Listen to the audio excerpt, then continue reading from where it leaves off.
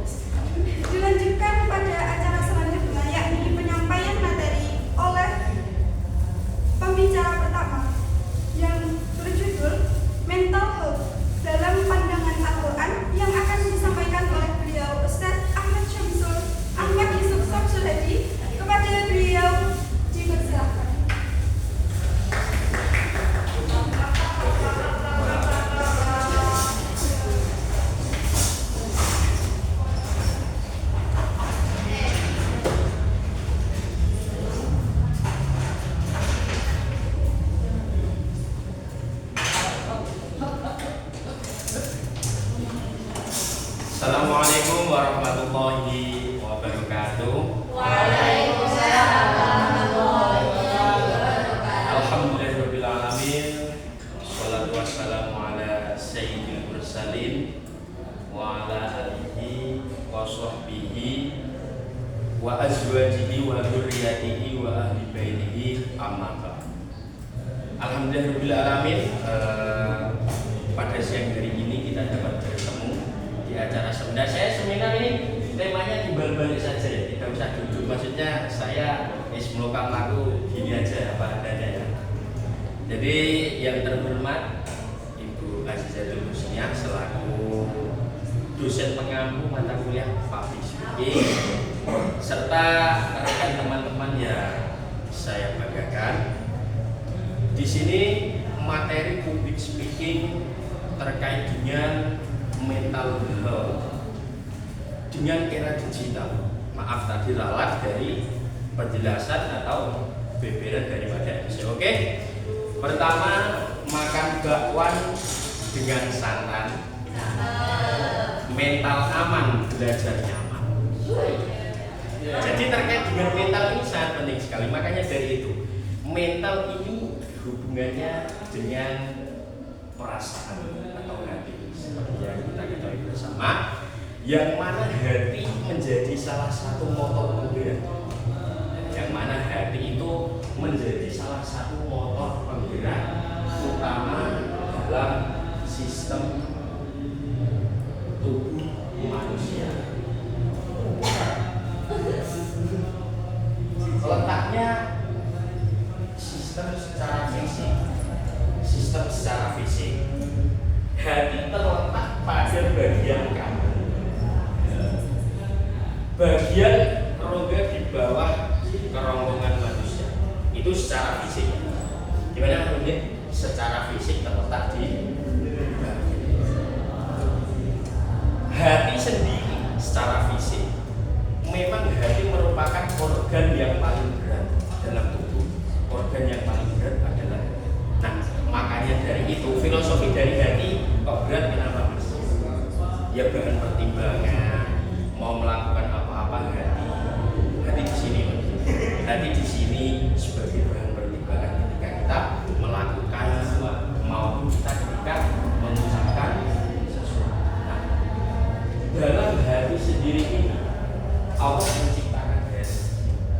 Ini salah satu motor juga untuk tadi dari saudara-saudara sekalian ini, yang mana hati menjadi sesuatu sebagai penimbang mana hak yang mana yang hati. Nah, tema terkait dengan mental atau terkait dengan mental yang ada pada era digital ini sebagai pembeda di mana antara kita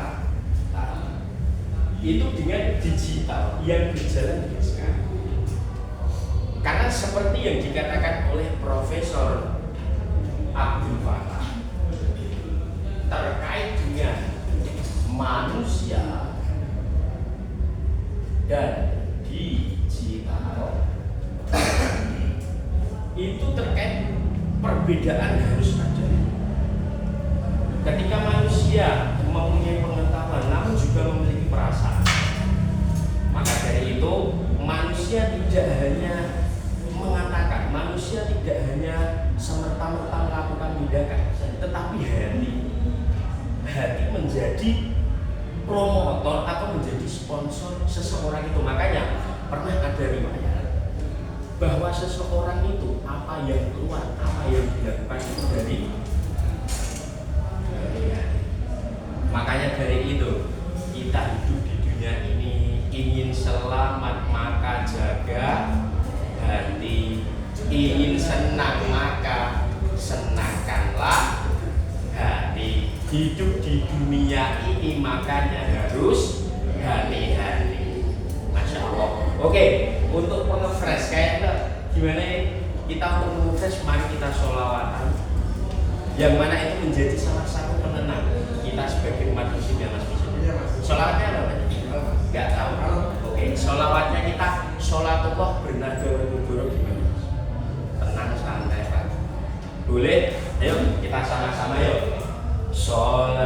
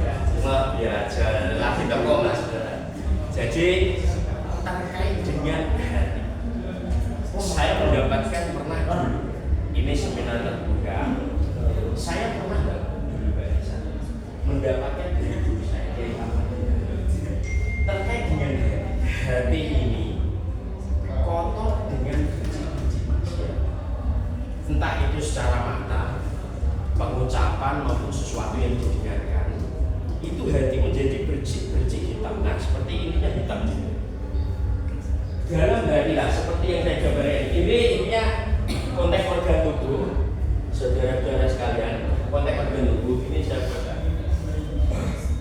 Hati ketika dimasuki oleh sesuatu yang maksiat, ia akan muncul bercik. Bercik-bercik hitam. Semakin banyak bercik-bercik akan bertambah. Nah, nuktoh-nuktoh yang ada itu akan semakin banyak. Makanya dalam konteks banyak bercikan ini, salah satunya dengan tolakul ilmi, membaca maupun mendengarkan Al-Quran. Nah, hal ini yang sekarang sangat vital dalam artian dalam konteks sensitivitas nurani ini menurun. Sekarang lebih suka mendengarkan sholawatan atau dahulu. Ya. Maka dari itu sensitivitas dari nurani kita ini sendiri terhadap bercik-bercik ini harus kita hilangkan. Salah satunya dengan tolak ilmi. Salah satunya, kemudian contoh lain dengan membaca Al-Quran. Maka hati akan menjadi bersih. Nah, efek daripada hati bersih ini akan memberikan dampak kepada kita, di mana kita hidup di era digital seperti ini. Kita jelas berbeda dengan digital. Digital hanya memberikan value apa yang kita butuhkan. Kita bertanya, dia menjawab, tapi tidak dengan manusia. Tidak bertanya pun, melihat akhlaknya, melihat sikapnya, melihat wajahnya yang ceria, itu yang tidak dimiliki oleh digital. Mungkin saja digital lebih canggih, digital lebih modern, digital lebih cepat, tapi digital tidak mempunyai semangat, digital tidak mempunyai logika sederhananya. Manusia tersistem dan dijalankan oleh Allah Subhanahu wa Ta'ala. Digital itu sistem yang dijalankan oleh manusia. Maka dari itu, apa yang Allah ciptakan, apa yang Allah kehendaki, insya Allah kita husnudzon dalam artian untuk mental health, untuk berhusnudzon kepada Allah. Yang mana kodok maupun kodoknya kita terima, itu akan memberikan dampak di hati. Legowo kalau dalam bahasa Jawa. Hati yang legowo itu akan berbeda dengan hati yang sering. Karena hal itu berdampak pada kita. Iya, berdampak pada kita.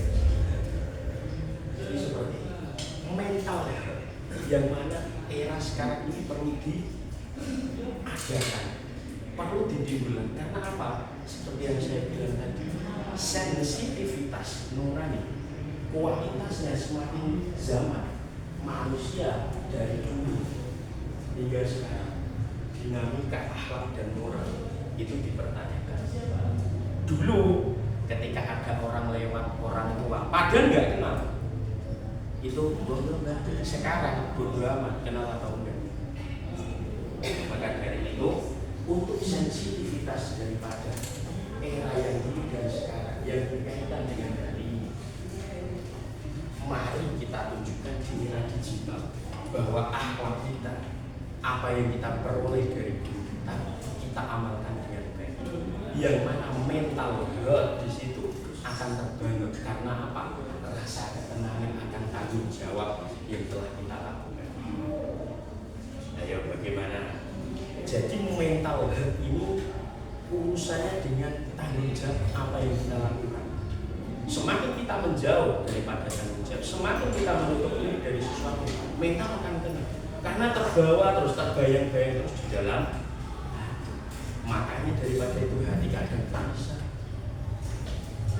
kadang tidak tenang. Maka dari itu tanggung jawab di sini ini berkaitan dengan hal tersebut. Maka dari itu, saudara-saudara sekalian, untuk penanaman mental health di era sekarang ini, kita ikuti kata-kata guru kita. Kalau dalam bahasa Jawa kita estokkan apa yang beliau dahulukan, itu akan memberikan, setidaknya itu memberikan visualisasi ketenangan dalam hati yang mana kita peroleh itu dari guru. Makanya kalau kita kadang suruh, kadang apa, melihat akhlaknya guru, melihat wajahnya saja itu kadang teringat, kadang terngiang terkait dengan wajahnya. Maka dari itu kita sebagai murid, salah satunya apa hati ini adalah mental health, ini adalah hubungannya dengan hati. Salah satunya adalah dengan tolabul ilmi. Dengan tolabul ilmi, maka itu dahulu guru kita, apa yang disampaikan oleh guru kita, itu kita estokkan dengan sesuai aturan. Mungkin cukup itu. Semoga apa yang kita ikhtiarkan membawa dampak baik, terutama mental health kepada diri kita. Amin ya.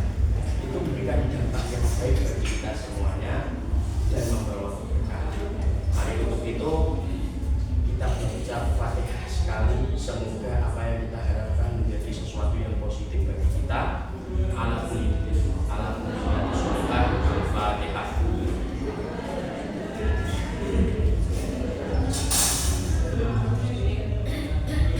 Oke, mungkin cukup itu dari saya. Kurang lebihnya saya mohon maaf. Wassalamualaikum warahmatullahi wabarakatuh.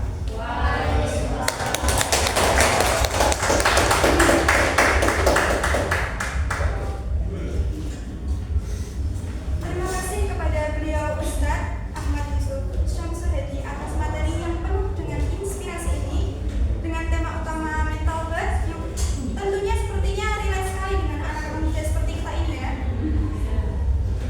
Kita lanjutkan pada materi yang kedua, yakni kecerdasan emosional dan spiritual yang akan disampaikan oleh beliau Ustadz Ahmad Ardian Fakas. Kepada beliau disilakan.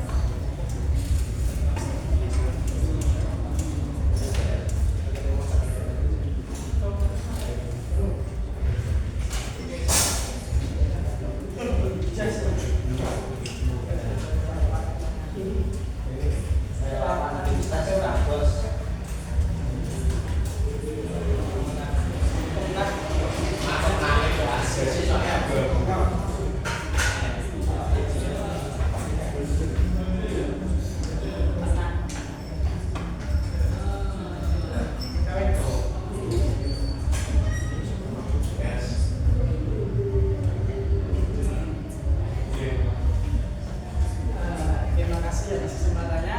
Assalamualaikum warahmatullahi wabarakatuh. Waalaikumsalam warahmatullahi wabarakatuh. Wassalatu wassalamu ala asyrofil anbiya wal mursalin sayyidina wa maulana Muhammadin wa ala alihi wa sahbihi wa barik wa sallim ajma'in. Rabbi shrah li sadri wa yassir li amri wahlul 'uqdatam min lisani yafqahu qawli. Yang saya hormati Bu Aziza sebagai dosen pengampu dan teman-teman semuanya yang saya banggakan juga, yang saya sayangi, Masya Allah. Nah, di sini saya berdiri untuk sedikit meneruskan apa yang dibicarakan Mas Samsul tentang yang pertama yaitu mental health. Kalau saya lebih merujuk ke bagaimana mengatur dan memahami mental health tersebut dengan kecerdasan emosi dan spiritual. Sebelum masuk ke pembahasan,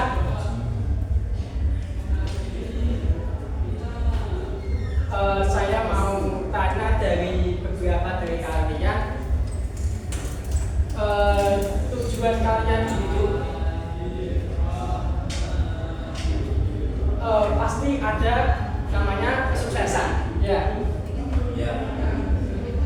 Apa hanya kesuksesan saja? Apa mau hidup ini lebih bermakna? Mungkin dari kalian, Mas Mulisun, kesuksesan saja atau pengen mempunyai hidup Nah, bagaimana cara kita menggapai tujuan kesuksesan tersebut dengan cara menikmati kehidupan ini dengan lebih bermakna. Nah, kita pahami dulu dari sisi kita sebagai manusia. Nah, kita sebagai manusia ini di surah Al-Baqarah dijelaskan sebagai khalifah yang ada di bumi. Oke. Nah, struktur manusia saya jelaskan dulu ya. Struktur manusia ini ada apa saja? Manusia, cairan, maaf ya. Nah, di manusia ada pertama jasad, ya, ada jasadnya, ada tubuh kalian pastinya, ya, jasad.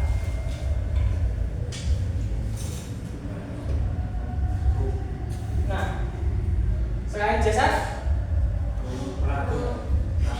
apa? Roh. Oke, boleh. Ada roh.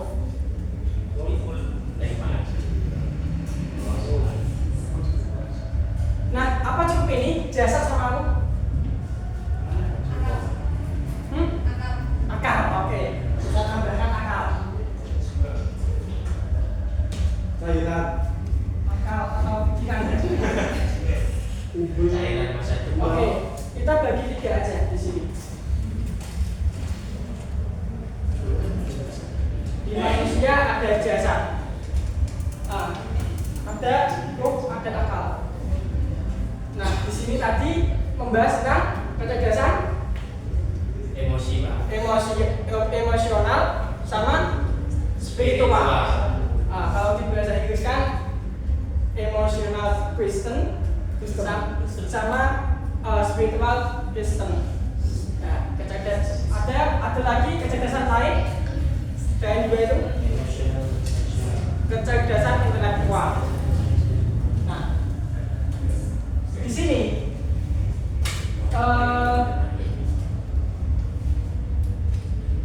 maaf, ini jasad lebih ke saya lebih ke ini jasad, roh sama mental.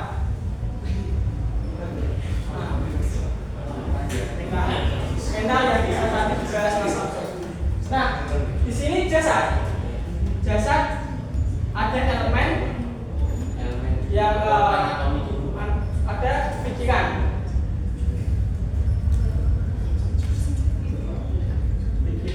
roh ada hati,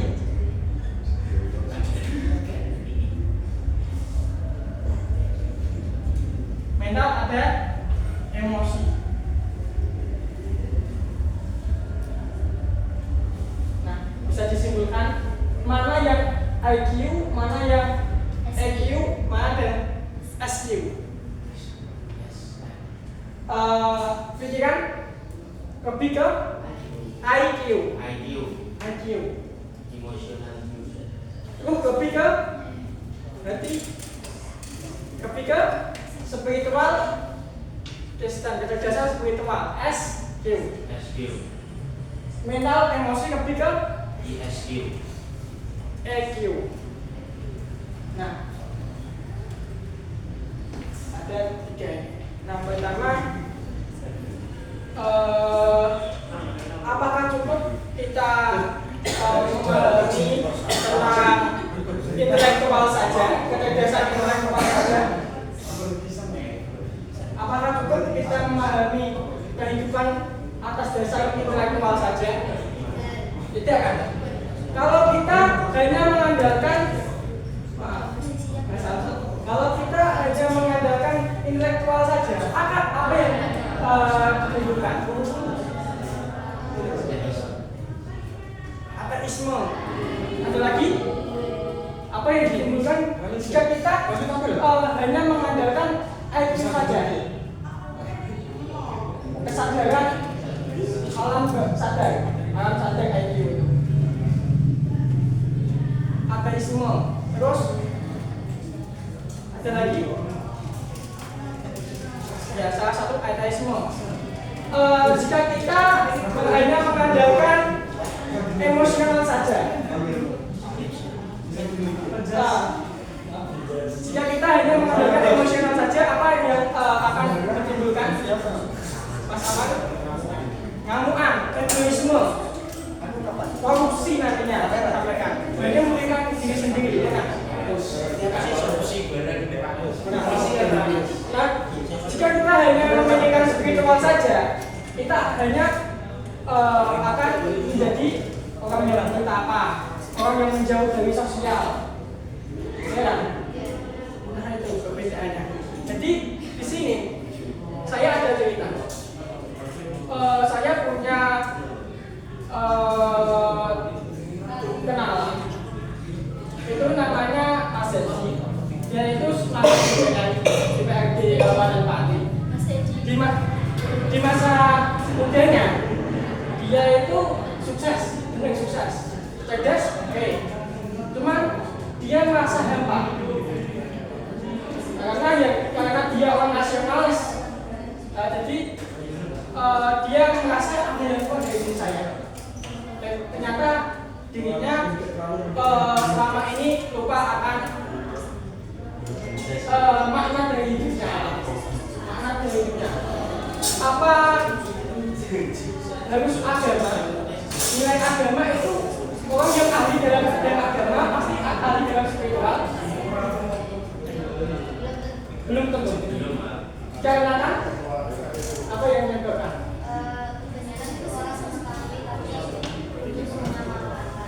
Nah, satunya. Terima kasih Mbak Dede.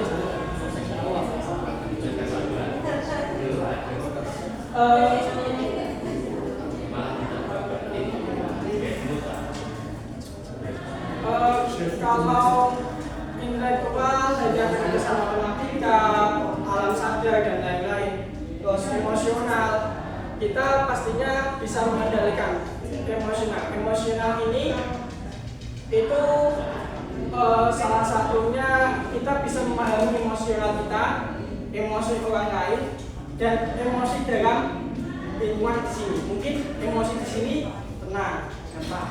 Oh iya, kita hidup gampang. Salah satunya. Atau mungkin kita ada inisiatif agak ramai biar hidup. Itu salah satu emosi ya, bukan dari emosi.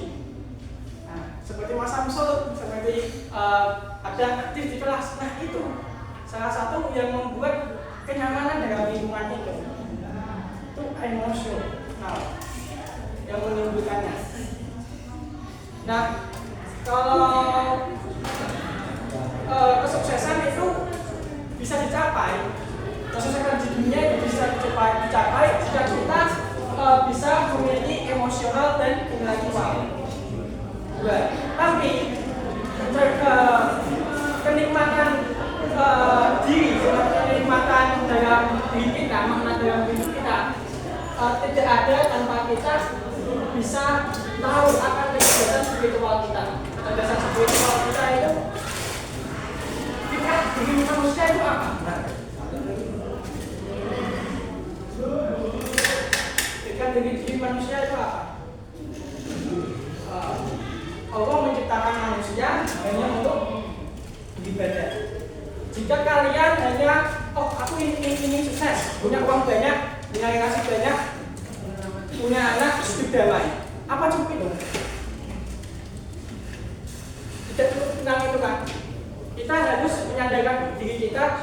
Kalau kita di agama Islam, inna sholati wa nusuki wa mahyaya wa mamati lillahi rabbil alamin.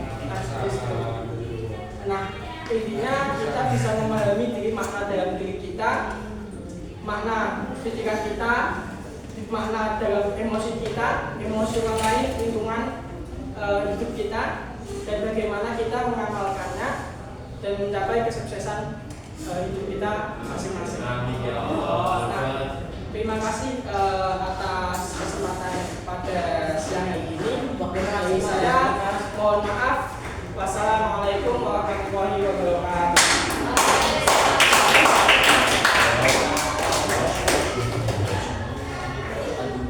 Terima kasih kepada beliau Ustaz Abdul Razak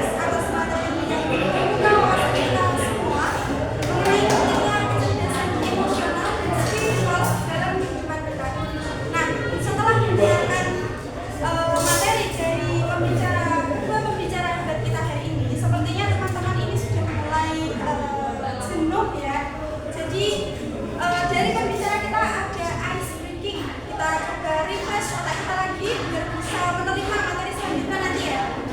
Dan selanjutnya akan dipandu oleh Ustaz Ashita.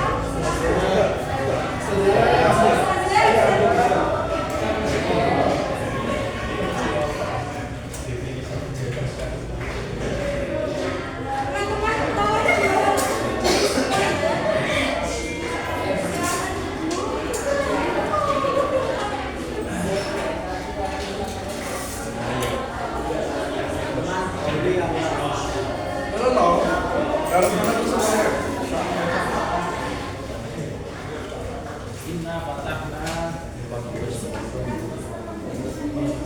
Teman-teman tolong berdiri ya. Teman-teman tolong berdiri ya.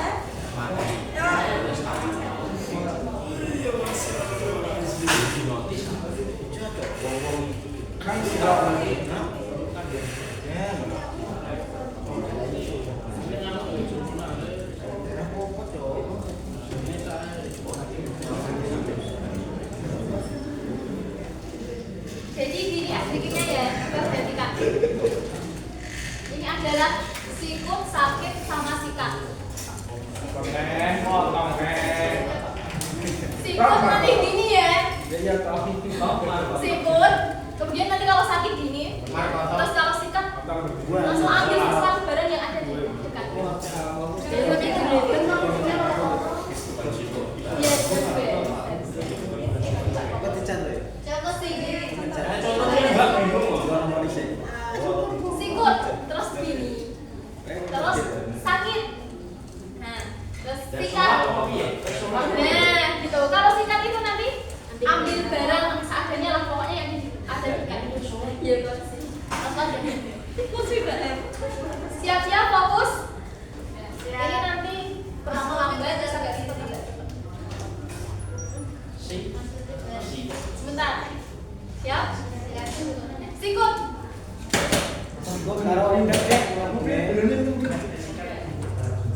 Sakit. Sikut.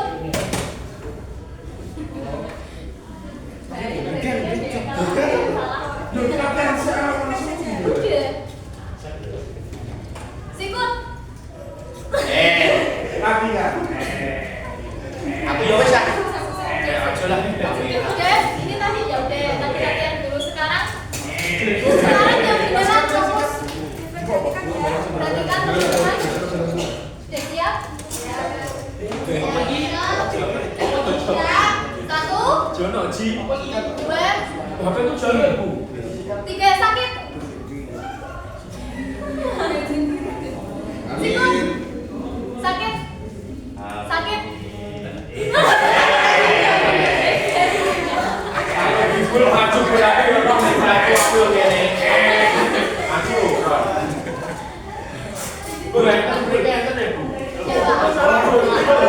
Lagi, perhatikan lagi. Fokus. Fokus. Itu tadi bulan aja ada yang sikat. Sikut.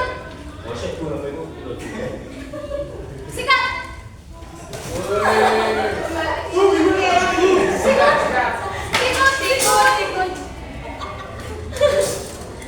Sikut. Sakit. Sikut. Sakit. Sakit.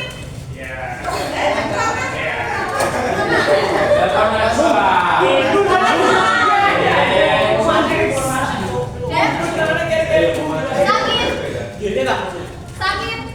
Sikut. Sikut. Sakit. Sikat. Bahasanya kayaknya tadi salah.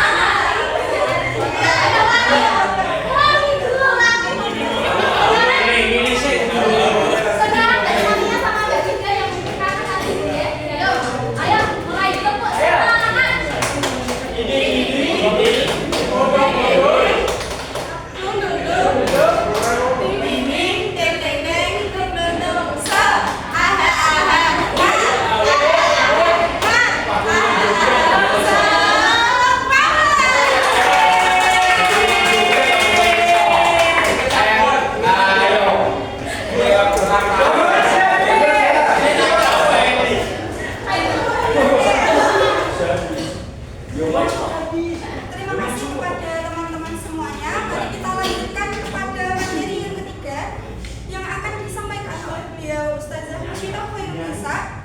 Kepada beliau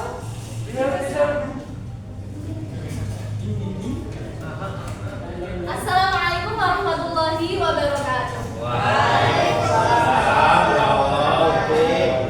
Bagaimana teman-teman kabarnya hari ini? Alhamdulillah. Semoga teman-teman hari ini dalam keadaan sehat walafiat, baik lahir maupun batinnya. Walaupun sekarang kita sedang berada di era hiburan pembunuhan, perceraian, pelecehan seksual dan semacam itu. Jadi pada generasi kali ini kita masih dihadapkan oleh degradasi moral. Apa sih itu degradasi moral? Mungkin teman-teman ada yang sudah tahu. Degradasi moral yaitu adalah penurunan moral. Sebenarnya penurunan moral itu sudah dari dulu. Sebelum adanya pandemi, itu sudah ada kasus-kasus degradasi moral. Namun, seperti yang kita lihat, bertambahnya waktu atau semakin kesini, degradasi moral tersebut tidak semakin berkurang, malah semakin bertambah. Lalu apa penyebabnya? Salah satunya adalah zaman sekarang ini kita kekurangan teladan, kekurangan orang-orang yang mencontohkan moral yang baik itu seperti apa. Nah, maka dari itu kita sebagai generasi muda di zaman ini yang sadar akan kepentingan moral itu sangat penting bagi kita semua agar kita bisa selamat dan tidak bagaimana itu kita tidak melakukan sesuatu tanpa kita berpikir, tanpa kita mengetahui kenapa sih kok kita melakukan itu, apakah baik atau tidak. Salah satu halnya adalah ini. Sebenarnya moral itu berpusat pada orang tua. Teman-teman pasti nanti akan jadi orang tua kan? Nah, salah satunya yaitu contohnya adalah para wanita. Teman-temanku yang cantik-cantik di sini, kalian kan pasti akan menjadi seorang ibu. Apakah jadi seorang ibu itu bekalnya hanya bisa masak? Bisa banget. Hanya bisa melahirkan? Hanya bisa menemani suami saat ngopi? Tidak ya? Tidak. Kita itu perlu bekal. Kenapa seperti itu? Karena moral adalah yang utama bagi kita untuk menjalani hidup yang baik. Anak-anak kita kalau tidak dididik orang tua terus siapa yang mau mendidik? Ya pastinya ada yang jawab, ya guru lah, ya betul. Tapi kan pertama kali dia dilahirkan, dia bertemu dengan ibunya dulu, bertemu dengan ayah, bertemu dengan orang-orang sekitar. Jika kita sebagai calon ibu tidak mempersiapkan ilmu, tidak mempersiapkan bekal yang baik untuk anak-anak kita nanti, lalu anak kita akan jadi apa? Mau jadi generasi degradasi moral lagi? Enggak kan? Tidak. Ya maka dari itu kita sebagai calon orang tua ini sebaiknya kita mempersiapkan bekal dengan baik. Kita harus belajar tentang akhlak, bagaimana cara mendidik anak-anak kita. Cara contohnya yang paling ringan itu cara berbicara. Seperti kita kan orang cewek, ya kan? Orang cewek itu sangat kental sekali dengan tata krama. Nah, pertama itu dari kecilnya itu kita mengajari anak kita. Coba kalau dipanggil Dek, nah gitu sih. Jawabnya, hei, kosok gitu kan, enggak kan?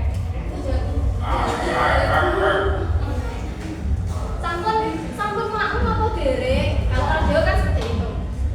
Durung, masa jawabnya ngono kan durung. Dereng, dulu, dereng, bapak, kan ngono.